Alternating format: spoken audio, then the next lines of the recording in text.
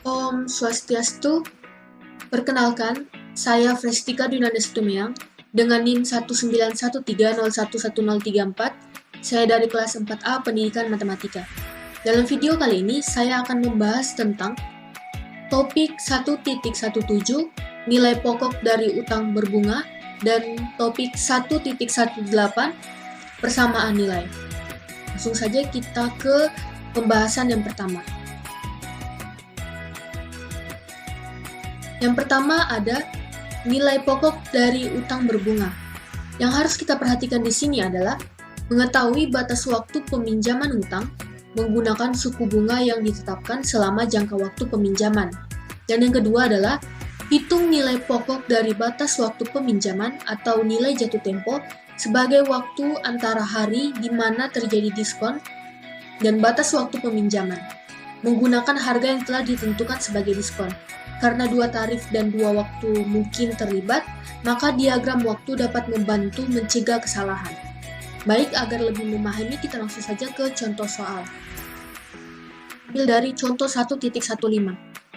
Debitur menandatangani surat hutang sebesar $2.000 dengan batas waktu 6 bulan dengan bunga 9%. 1 bulan setelah perjanjian hutang, pemegang surat hutang tersebut menjualnya kepada pihak ketiga, di mana pihak ketiga ini menetapkan nilai pokoknya memperoleh bunga sebesar 12%. Berapa uang yang diterima oleh pihak ketiga dari debitur?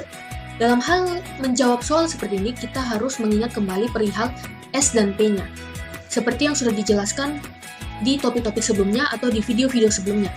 Dari soal ini, kita mengetahui bahwa ini $2.000 ini merupakan P atau nilai pokok. Lalu 6 bulan ini merupakan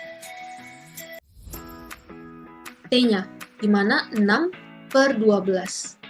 Dan 9% ini merupakan R, 9%. Atau bisa diubah menjadi 0,09.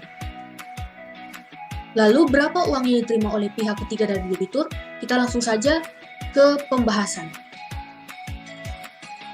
Pembahasannya adalah dilihat dari soal tersebut, kita bisa membuat diagram waktu, sehingga batas waktu peminjaman diperoleh, kemudian diskon untuk 5 bulan antara tanggal berlangsungnya diskon dan tanggal batas waktu peminjaman.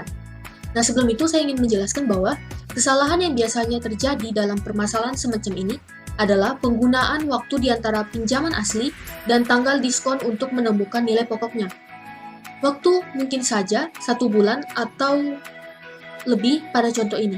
Misalnya, seseorang yang membeli surat hutang tidak tertarik dengan seberapa lama surat tersebut telah berlaku, namun berapa lama lagi surat hutang tersebut masih dapat berlaku.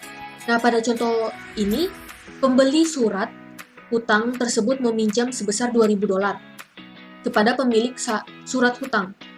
Nah, sebesar $2.090 ini diterima 9 bulan kemudian, di mana nilai ini merupakan laba dari pokoknya dengan memperoleh bunga sebesar 12%. Seperti ini diagramnya. Dari sini kita mengetahui bahwa ini adalah pemakaian rumus dari S, di mana S sama dengan P 1 ditambah R dikali dengan T.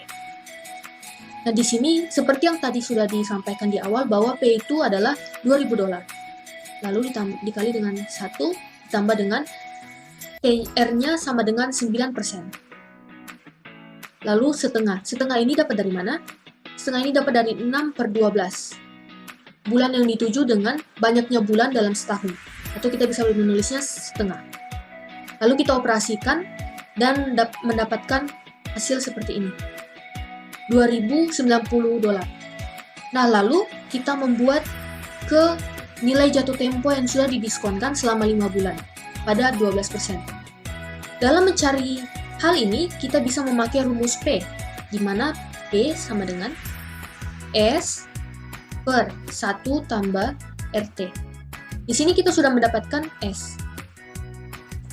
Maka selanjutnya, S kita sudah masukkan, lalu 1 tambah 0,12 atau 12 dari 12%, lalu dikali dengan 5/12, yaitu 5 bulan dalam 1 tahun. Maka seperti inilah diagram waktu jatuh tempo untuk uang yang diterima oleh pihak ketiga dari debitur. Atau bisa saja kita menuliskan hasilnya adalah dan didapatkan 1.990,48 dolar. Oke, kita lanjut ke berikutnya. Berikutnya adalah persamaan nilai. Yang perlu kita perhatikan adalah, pada setiap kasus, pertama bahwa nilai utang menuju titik yang sama dengan tingkat suku bunga tertentu, barulah kemudian mengakumulasikannya. Titik di mana nilai utang ini dibawa umumnya disebut dengan tanggal fokus atau tanggal pembanding. Ketika semuanya telah dibawa menuju tanggal fokus, sebuah persamaan nilai dapat dibuat dan jumlah utang pada waktu tertentu yang awalnya tidak diketahui, akhirnya dapat diketahui. Jika setiap utang dibebankan dengan bunga, batas peminjaman harus ditentukan sebelum utang dibawa dan dihitung pada tanggal fokus. Dan yang kedua adalah, hanya ada 2 cara untuk mencari besarnya utang, yaitu jika pergerakannya pada diagram waktu maju atau nilainya meningkat, dan mundur atau nilainya menurun. Jika nilai uangnya bergerak maju atau meningkat, gunakan rumus jumlah S.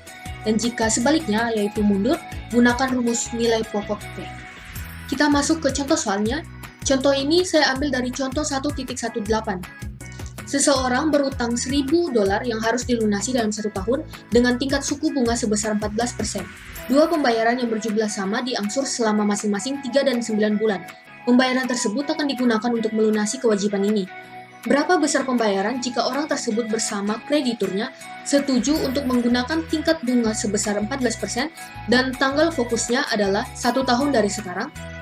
Yang pertama itu kita harus mencari nilai jatuh tempo utang yang bernilai 1.000 dolar tersebut. Yaitu S sama dengan 1.000 dolar dikali 1 ditambah 0,14 dikali 1. Maka didapatlah hasilnya 1.140 dolar. Maka dari situ kita buat diagram waktunya seperti ini.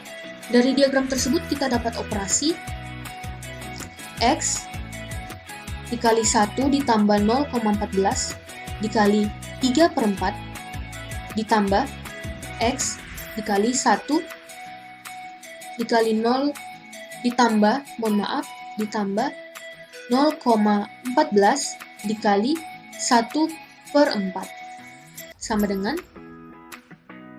1.140 dolar. Kita operasikan sehingga didapatlah 1,105x ditambah 1035x sama dengan 1.140 dolar. Kita operasikan sehingga mendapatkan X sama dengan 1.140 dolar dibagi dengan 1,114. Maka didapatlah 53271 dolar. Seperti inilah nilai X-nya di bulan ketiga dan bulan ke-9. Pemaparan materi tersebut didapatlah kesimpulan. Yang pertama, dalam mencari nilai pokok dari utang berbunga dan persamaan nilai dapat menggunakan diagram waktu. Yang berikutnya, hitung nilai pokok dari batas waktu peminjaman atau nilai jatuh tempo sebagai waktu di antara hari di mana terjadi diskon dan batas waktu pinjaman, menggunakan harga yang telah ditentukan sebagai diskon. Dan yang terakhir adalah jika nilai uang bergerak maju, gunakan rumus S. Jika mundur, gunakan rumus nilai pokok P. Baik, sekian pemaparan yang dapat saya sampaikan. Saya mohon maaf apabila terdapat kesalahan kata. Saya pamit undur diri. Terima kasih. Om Santi Santi Santi Om.